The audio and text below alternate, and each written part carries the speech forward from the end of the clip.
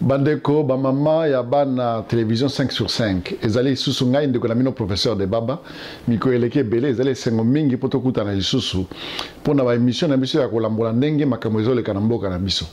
Moi miko eleke belé parce que ndeko na bino alingaka te na tshela bino bilili na maloba o ezali ya lokuta na o ezali ko sepelisa mboka te parce que batu bazali ko kufa ezali makambo to ko ozwango na sérieux.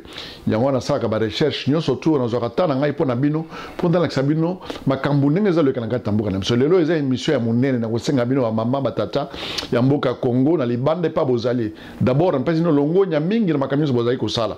Na temps o buke bozana ngo ba mama na Londres na France na Suisse na mboka surtout ndenge bozali ko telemela mobulu o ezali ko tanko na mboka na biso na lokuta oyo ememeli biso na moto ba ben comme Joseph Kabila na gouvernement na ye ninga za ko monisa bana ya Congo pasi.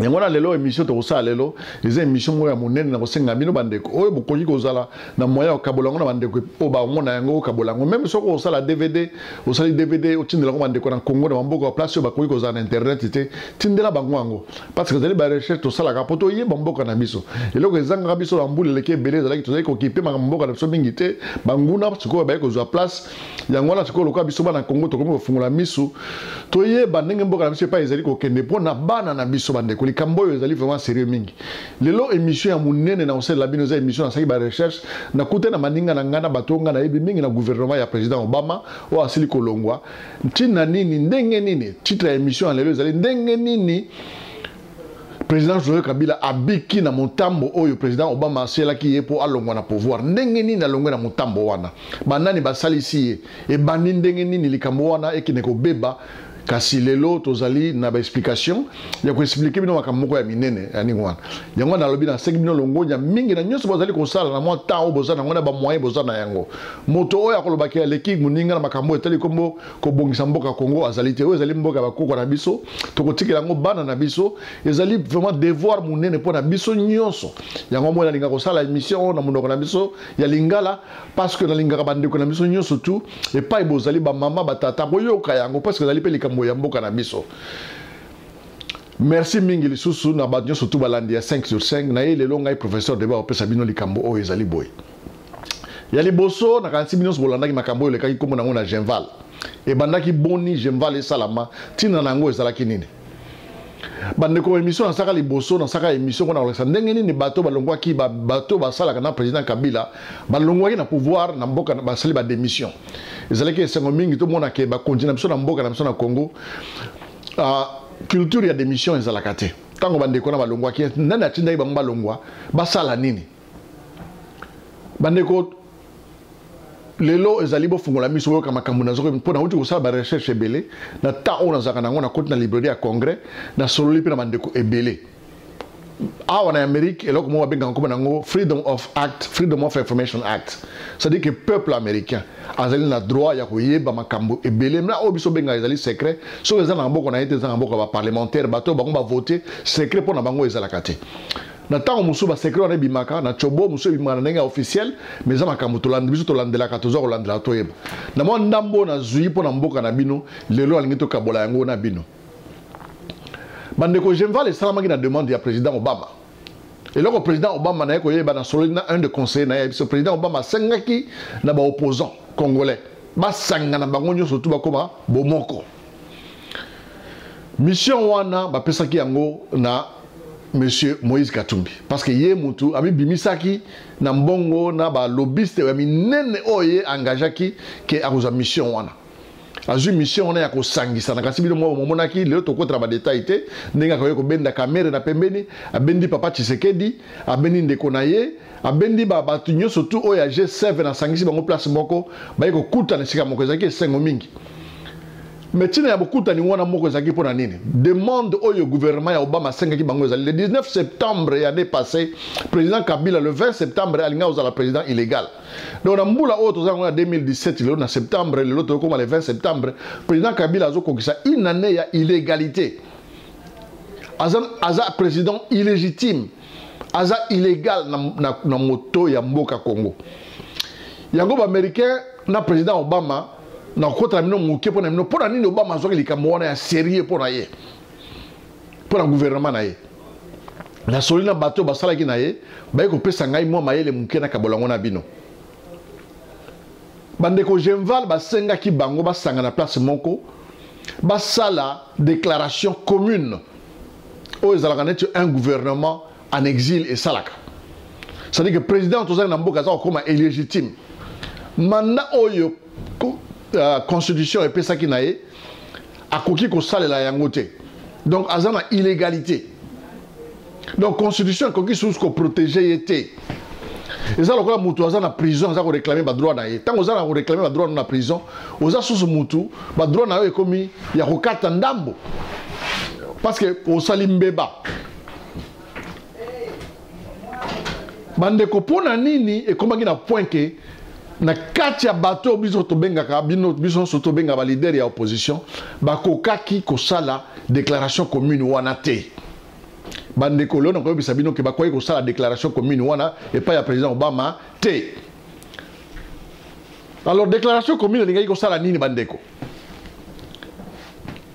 Bomona ki bino moko yokaki sonke ba américain président Obama a tindi bateau ya ba américain avec 14 hélicoptères d'assaut na côte ya Mwanda. Avant wana na libandeli ya mbula bana na biso ba congolais bazali ebele awa mususu ba baleki na ngai tango na osala émission baza ko yeba makambo na za koloba na solai pe na ndambo na bango bana na biso ba congolais oyo bakola awa na bo bayaki bauta Congo babengisaki bango na service ya intelligence bakita na Congo en tant que ba civil ko sala banquette 88 bandeko yo kanga bien 88 bana ya armée américaine au baza d'origine congolaise bakitaki na territoire ya Congo à partir de 2015-2016 namo ba technologie oyo Amérique ezakana yango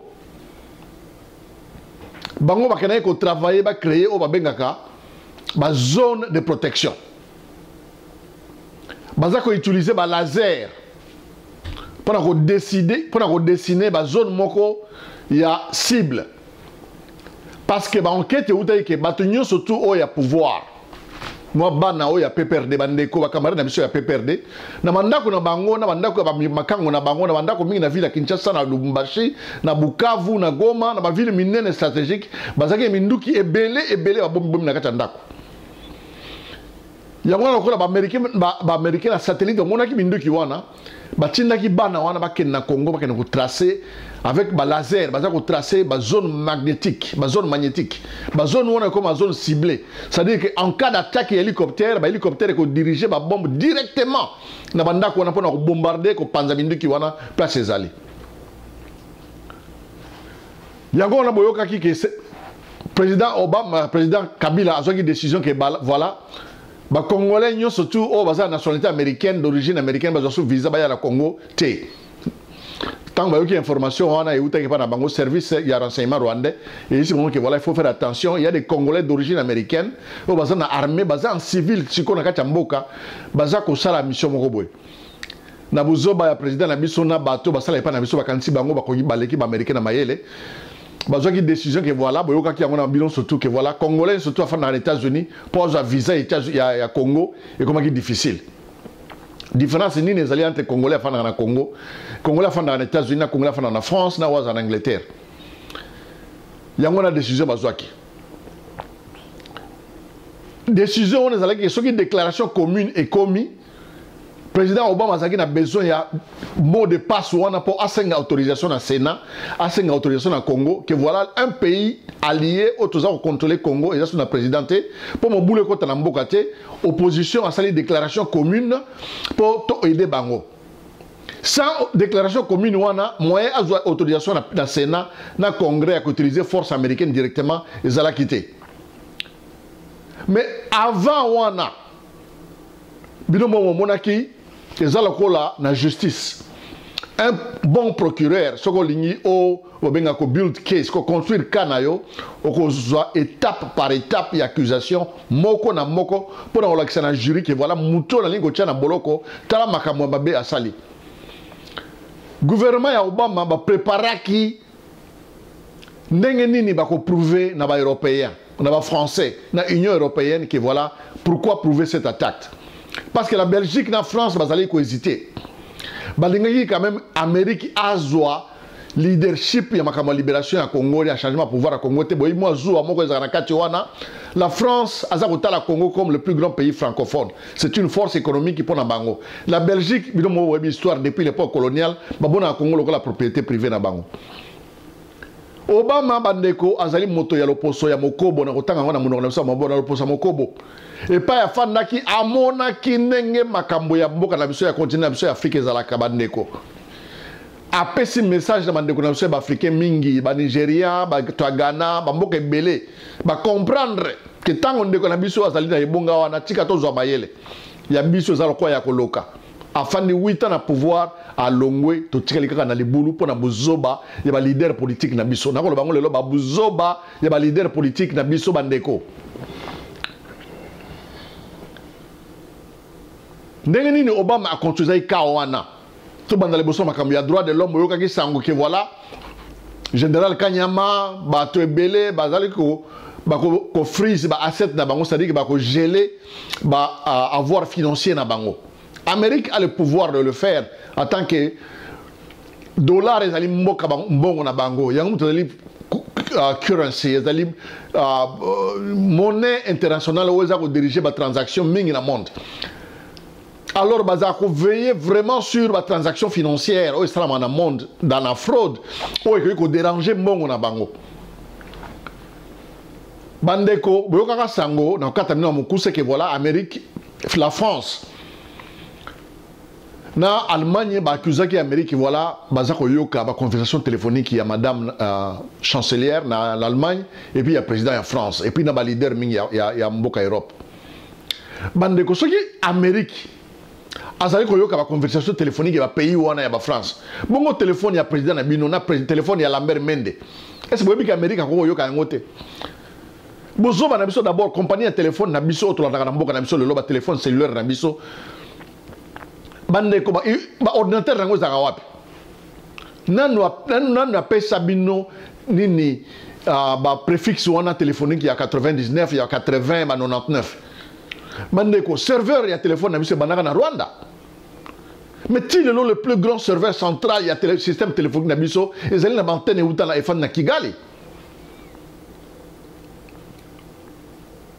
Toza na compagnie ya téléphone te toza na babiloko ya biso mo ya relancer ba satellite dans likolo te. C'est le président ya Kabila ayoko yoka ngo après que ba téléphone na ye il était le président le plus écouté dans le monde.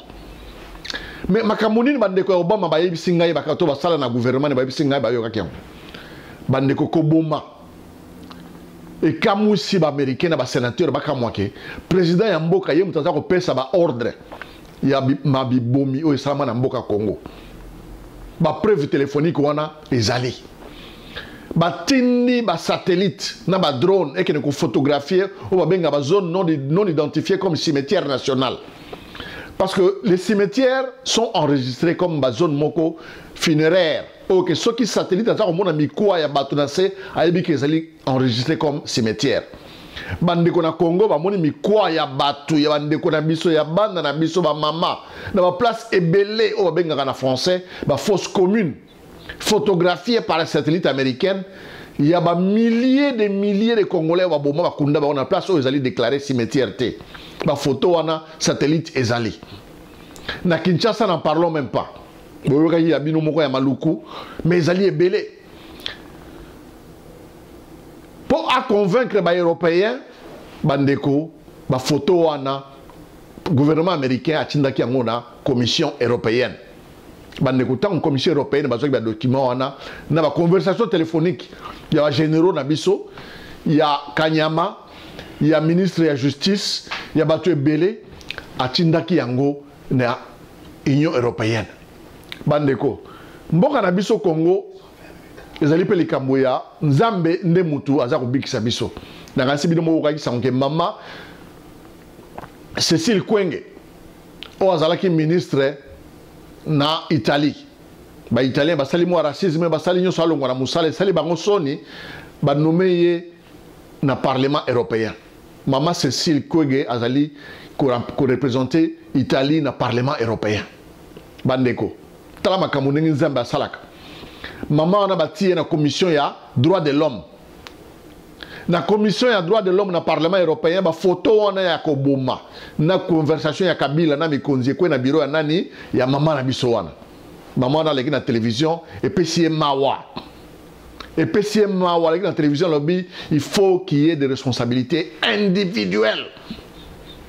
Ba responsabilité individuelle. Mais le col azali mo konzi ya parlement avec autant comme on va la bon côté. Yango boka ki sango américain va geler les avoirs de certains leaders va mi konzi mboka na biso. Qu'est-ce que le gouvernement Obama senga ki na batu ya nani ya Genval basala. Alors baki na bango plan ezalaki boye. Le 19 septembre Kabila za illégal. Le 20 septembre il faut population à quitter la barabara à sala mobulu comme ça et puis ça bango autorisation ya koya ko sala que l'on la cabine na pouvoir bandeko bo mona ki makamole kaki France na Belgique bonne que Amérique a sérieux batindi bateau avec 6 hélicoptères d'assaut avec 250 marines 250 commandos et puis basali zone il y a support na Zambie. Basta les zones à support dans Zambie avec un nombre bien déterminé de militaires américains infanterie. Au Bakoyi comme côté dans les Bumundunda, Bakita Lubumbashi, Bakita na Kinshasa, pour garder l'ambassade européenne, mais en même moment qu'on sécuriser que Kabila a na pouvoir te na Kinshasa. Bandeko, likamboana et sepelisaki bato mususu te na kat na bango ezaki ba français. Na kasi bino mo boyoki boyebike na okota lisolo na muke. Mboka na biso minéraux wa bengi tantalum o sala ka ko ebimisa coltan o baza ko utiliser na téléphone. Bande ko minéraux wana ezala mboka na biso. Toza na production ya 38% ya réserve mondiale ezala mboka na biso na Congo. 38%. Bakie ko tonga usine nango na Rwanda. Nani a pesaki permission batonga usine ya coltan na Rwanda. Bandeko na 2017, ministre rwandais des mines a aussi déclaré que voilà, revenu profit à coltan na mboka na bango et généré 400 millions de dollars de profit pour le gouvernement ya mboka na bango et puis ils ont généré 600 000 emplois. Bandeko 600 000 emplois. Na mboka Rwanda alors que pas na biso watu baza na chômage nani apesa ordre mais na enquête to sali Amérique akena ko sala enquête bato gouvernement Obama va bisa que voilà loko bakamwe nani a financaki construction ya usine wana na Rwanda ba banque ebele eza na quantité mbongo ya ko financer usine ya production coltan et utaki wapi mais na okota na wana muke. Gouvernement américain a bimiseli rapport et droit de l'homme dans le Parlement européen pour convaincre les bango. Gouvernement Obama a sali banquette entre les pays voisins. Il y a un accord les pays voisins et signaka pour la sécurité militaire. Naïba accord ni tout ça qu'on a Rwanda te bandeko. Boke na internet botala Rwanda a uti ko sombaki na 2014 ba missile sol à partir de la Chine coûtait plus de 500 millions de dollars. Ba missile wana ezali à 250 km ya frontière na biso, c'est-à-dire so ba lancer yango et que ko kita mbala moko ko détruire au-delà de la frontière rwandaise jusqu'à 200 à 300 km ya boka na biso. Dans le moment où on a parlé, il y a plus de 40 têtes. Il y a un missile qui est déjà prêt et ça est lancé. Si vous avez un tembe sur Internet, vous avez un et où en Chine. Le ministre rwandais de la Défense, Oyo Azalaka, et pas Nabiso, commandant, il y a forces armées congolaises. Babengi ici dans le Parlement rwandais, Batuni Mbongo, Tozako, Somba Minduki, Oyo Ewuti, Wapi. Badeko parlement baninga na komisa bangote basala ka mwa musala batuni ministre wana James Kabarebe boke na internet ba omonango à répondre que voilà mbongo toza ko so minduki eza ko uta na business abiso toza ko sala avec le Congo business nini bango basalaka avec le Congo o baza ko so minduki po batia ngo etala mboka na biso au moment où nous parlons il y a 40 missiles sol où ils allaient placer à 300 km de la frontière congolaise na Rwanda eza ko tala mboka na biso batuna ki président Kabila bandeko américain m'a passé rapport wana na président Kabila a créé conflit politique avec le Rwanda que voilà ce n'est pas acceptable. Bandeko dossier wana et fondati le Kabila n'a jamais parlé des missiles ou les autres en Rwanda ils ont été dans boka na biso. O ba binga ngo trahison. Yango na za ko kamisa ba sénateur américain au président ya ndenge nini aza ko koloba makambo mboka na yite na makambo ezali stratégique. Ya mususu eko sala mabandeko bokaki sango à partir de 2012 tina 2014 Rwanda ba yuko zwa na ebale na biso na mayo abenko mo laki Kivu batongi usine ya production ya extraction à gaz comme nango Kivu gaz ba pisa comme Kivu gaz bandeko nani a financé zone industrialisation wana ba banque ya minene oyo financera ba projet na pays à tiers monde nyonso eza na quantité mbongo oyo tongi usine wana ya ko extraire gaz na mai oyo eza na mboka na biso eza nini et puis muta kweko inogirango eza président Kagame eza considéré comme bien ya République rwandaise depuis quand le Rwanda otoyebaka a comment ko sala ba projet ya ba milliards de dollars alors que bazana mbongo ndenge wana te lisusu le gouvernement américain a sengi gouvernement Kabila a sengi gouvernement Kabila bakine ko sala banquette bandeko ba ici on que usine wana ya gaz et tongamaki parce que Rwanda alingi azana monopole militaire na lac Kivu ils ont occasion pour na yepo atia force navale na lac Kivu avec comme rationalisation qui avec idée rationnelle que voilà ils allaient pour regarder usine il y a production en gaz. Nous avons des présence militaire dans le navette, bateau de frégate. Il y a force navale rwandaise et comment on fait dans la lac Kivu pour protéger Kivu gaz alors qu'ils allaient pour garder le monopole militaire. Il y a 50 dans Maïwana, il y a la Kivu. Service secret américain va tout le président Kabila qui est présent sur la militaire et à Rwanda dans la Kivu ils allaient sécurité militaire pour n'importe quoi. Qu'est-ce que tu en penses? Ti lelo a tikala ko lobali kamwana te. Yango wana e kamusi ba américain na ba sénateur américain babi situation oyo que ko créer grand problème sécuritaire na Afrique centrale. Ndenge ni président na bango aza ko loba yango te. Bandeko na bato balandaka na sima biso to fandika kanye. Tant le gouvernement ya Obama memi makamyo surtout wana esengaki sikoyo baza kozila déclaration commune bandeko na kati ya bato bazalaki na Genval na kasi bidongo bomonaki la France azalaki contente parce que le monopole ya vente ya minerai ya coltan Rwanda apesango une partie na une compagnie française tant monaki président ya kala o ya France a donc mulunge mingi akamati monopole ya distribution ya vente ya coltan à l'étranger c'est une compagnie française mutesala kayango France a sengi ba garantie que ceux qui va longoli Kabila na pouvoir est-ce que compagnie na bango zala toujours wana yango na bobonaki monsieur Vital Kamerhe ba bendie na ba français ba memiye ba ko sala tour ya il y a armée, il y a missiles, il y a armée. Na kacha France, le monde a la télévision. Genval et Panzani Kamerhe akiti mbangu na Kinshasa ko yebisa Kabila que voilà soko sali changement te osali côté le 20 septembre makamozo le 20 décembre makamozo la yo mabe. Bande ko yango boyoka ki sango ke baki ko sala réunion ya OIA oyo monsieur Vital Kamerhe azalaki sûr que voilà awuti ko funda bato a Genval Arobimba, Premier ministre. Mais le Kamerhe avec aucun moyen bagité que voilà. Plan ya Kabila, les alliés à déstabiliser UDPS. Il faut accabler UDPS en morceaux. Parce qu'en cas d'élection, UDPS sur Panzani, il y a toujours possibilité la majorité présidentielle bien moko na bango bien moko va gagner l'élection parce que UDPS oh ils allaient considérer comme parti à monnaie na Congo, ils allaient fragiliser. Bande qu'on a évité ce qui papa Vital Kamerhe a salaki likambola na ndenge ya ko protéger Kabila ou na saki na ndenge ya protéger Congo Mobutu ezalate. Yé moko ne mutu un jour a ko expliquer na ba Congolais pourquoi salaki geste wana. Mais malheureusement, il a été déçu.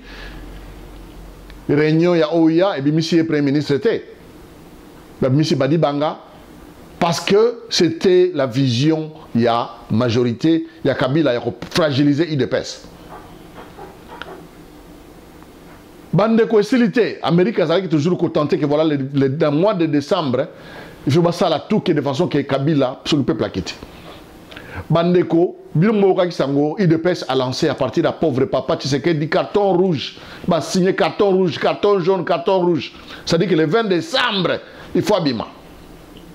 Il faut Kabila alongwa. Carton rouge et Kendawa. Nani a Kendaki ko pesa conseil na papa Tshisekedi a pesa discours, il y a ko calmer population pour dialogue, il y a le 31 décembre et salama.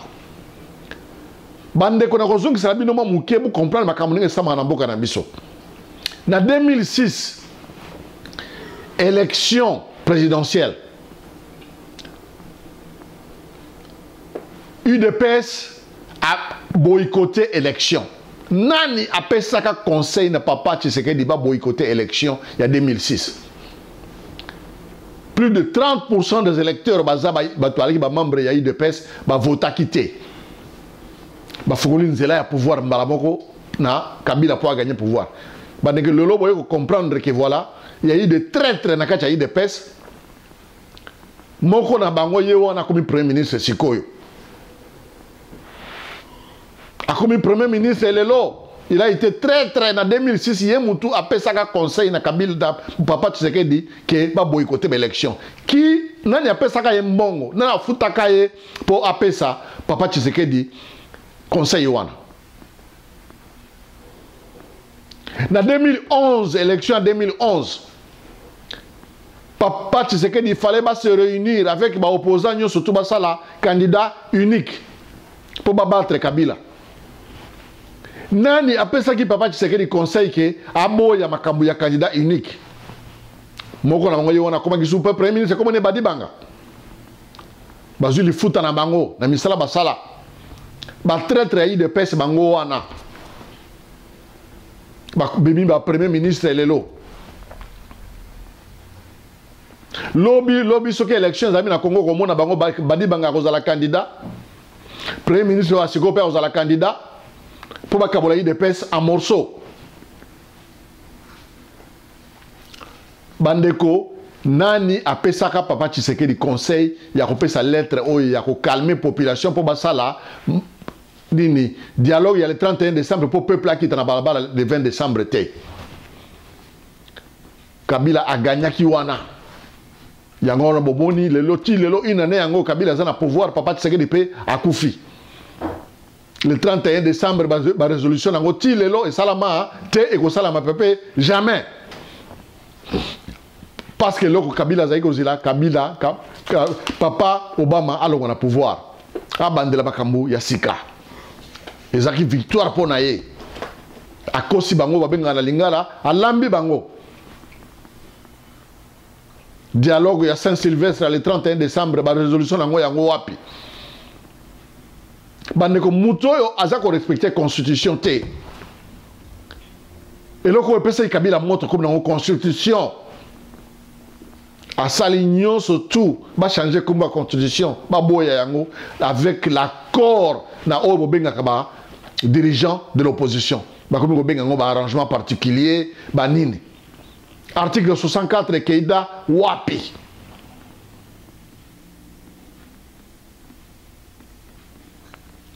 Mais ba sénateur américain ba comme na point ya kolandela makambo wana pona nini.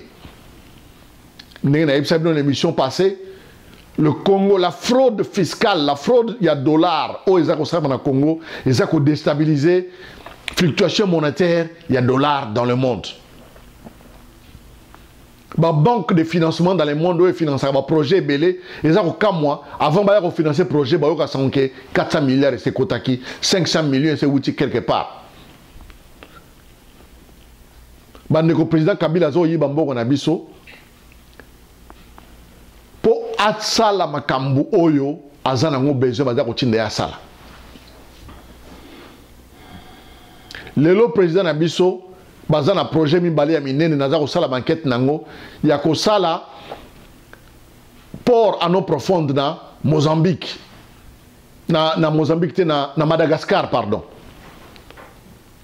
port à eau profonde na Madagascar président na biso avec le gouvernement marocain bazali na katia o babengaka venture wana et joint venture ya ko sala port à eau profonde alors que biso na Congo toza na ngote bande ko pays o babengi comme Tanzanie ezalaki na nyongo ya Banque mondiale na kendaka na réunion awa na ko participer na réunion ya Fonds monétaire international la Tanzanie ezalaki babengaka eza na cash trap c'est-à-dire que moyen bazwa ba defa mbongo na ba donateur ya Fonds monétaire international ezate parce que baza na cash bafutaka nyongo te bakomi na problème ya développement bandeko boke na intérêt botale lo Tanzanie auti ko fungula bango o babengaka ba dette ouverte pour avoir cash flow dans les 2 dernières années il y a refuta banyongo nango et bandeko tango biso mona passe na Congo Kabila akamati douane na biso ya mboka na biso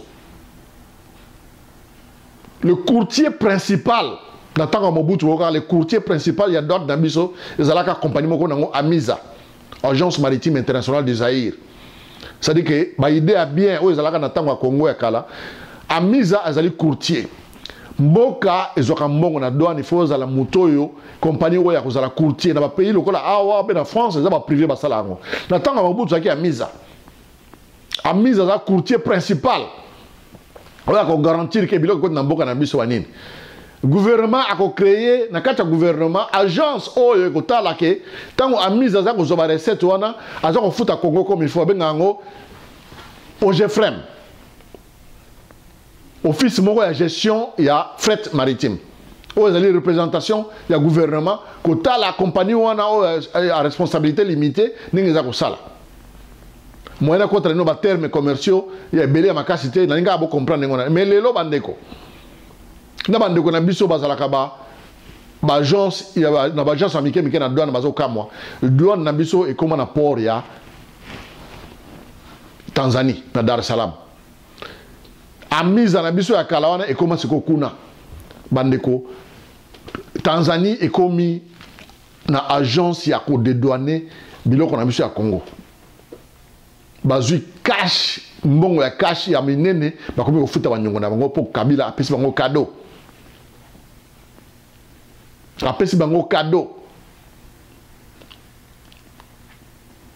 bandeko kai basango ya ke mbongo na ba compte et bombana na libanda tango bataki compagnie américaine a eu pression du gouvernement américain sur compagnie minière au basombaka na Congo bataki yango na compagnie chinoise boyoka sango bino mo bomonaki premier ministre Matata Ponyo aleki na télévision azako ko expliquer te ndenge nini Congo et perdre mbongo ya vente ya mine mbongo wana ekendaka kaboye premier ministre alongwa na musala ko expliquer yango te Jeannette Kabila muto azako représenter délégation parlementaire na transaction wana mbongo eleki pare ya Congo azwa yango akenda nango mbongo ya bato ba papa na biso banoko na biso baza ko sana compagnie wana o ba futa ba deuxième pilier mbongo na retraite mokonzi ya ba travailleur na Congo mona yuma parti oya zwaki ekenda wapi meto yebi lelo ke premier ministre yemo kwa lekaki na télévision abi enquête za ko salama ti lelo enquête salama raté bandeko boye bango ke Congo et ko changer te Kabila c'est un tueur aye wana pona ko détruire mboka na biso batonga azali mwana na bango ya ba to kota na makambo wana siko dante na ko pesa bino émission mususu boye bake élection et salama te bango to gagner yango ba leader politique na biso ba bomaki biso Genval et Sili Obama accueilli to bandeli match à 0. Mais bozala ya kobanga te bande ko bana ya Congo. Bana poto. To fungula miso mboka na biso eza ya biso. Bato to benga comme leader politique. Bo pesa bango sous chance moko tina décembre. Bakosa total ceux qui balongola Kabila na pouvoir. Ceux qui balongoli était bandeko 2018 oyo tozo banda et comme les Kabila bino ya bana poto. Ya biso bana ya poto to zo yango na maboko na biso. To libérer mboka na biso ba stratégie ezali bato maele bazali bato baza ko sala musala o prendre luka ba fonction te na ko luka ba million te bazali e belé na kati ya bana Congo yango wana ba américain ba sala ba sénateur américain ba linga ba sala ki o bengaka convocation ya agent ya sécurité o zakana kichasa tant Kabila comme na pouvoir ba bengisi bato na ndenge nini Kabila comme na pouvoir moi ba fuite bimi. Madame Wana Sanduski, qui est spécialiste et chef d'antenne et CIA na Congo, a expliqué à porte à huis clos dans le sénateur américain, n'est Kabila pouvoir, na oza secrétaire, tu dis que sénateur américain c'est la plus grande escroquerie politique dans l'histoire de l'humanité. La plus grande escroquerie politique.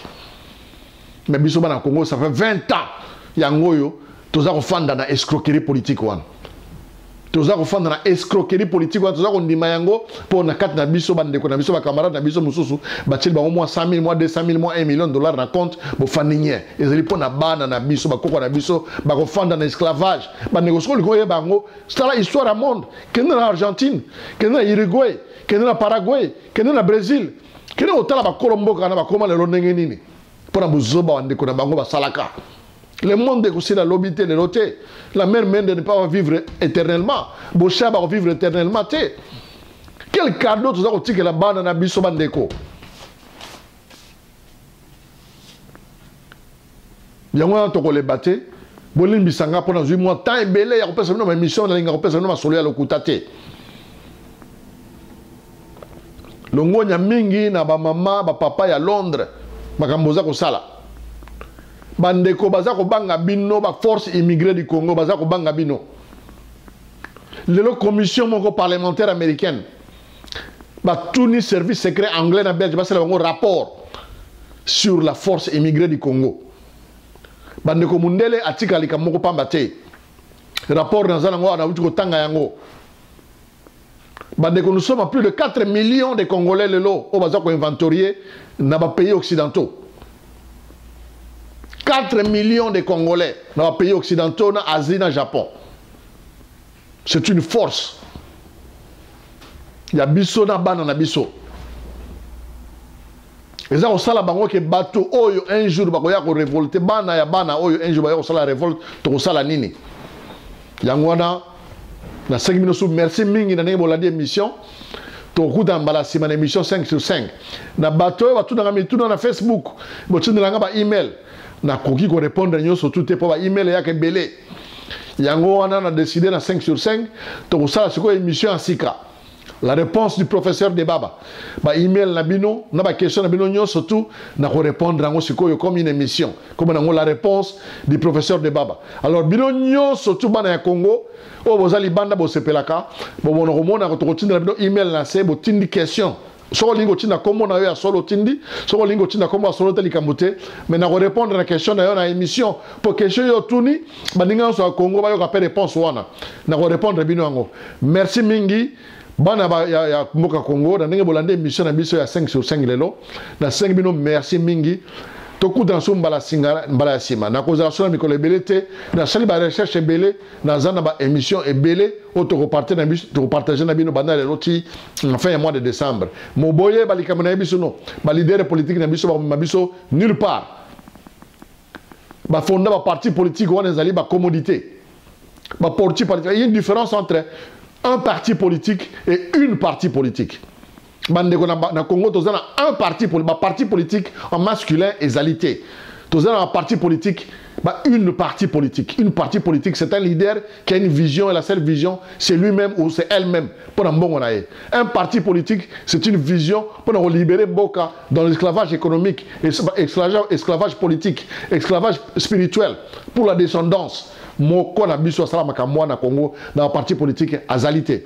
Ils ont une commodité politique à vendre sur le marché en fonction de la demande pour la vision. Merci mingi tokuta mbalasima na nenge bolande émission na biso ya 5 sur 5 ngande ko na professeur de Baba awa à partir des États-Unis na pesino longo nyambo continuer ko sala makambo ko zali ko sala surtout ba mama na biso bolata maputa bokanga makasi bituma na bino eza boyokana. Merci mingi.